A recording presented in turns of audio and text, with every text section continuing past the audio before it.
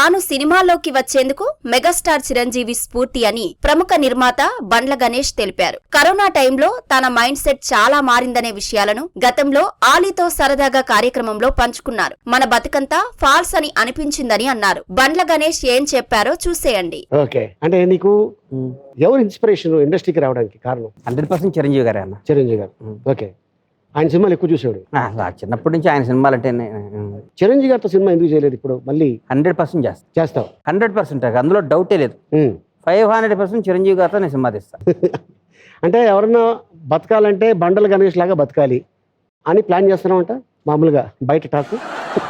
కానీ ఏం లేదు ఆలన్న, మనం అన్ని చూసి వచ్చాం కదా. ఇప్పుడు మన పిల్లలకు తెలియదు కదా మన కష్టాలు. ఓకే, వాళ్ళ కోరికలు పెద్ద పెద్దవి ఉంటాయి. అట్లా కాదురా మన జీవితంలో మట్టి చూసాం, అన్ని చూసి వచ్చాం వాళ్ళం కదన్న.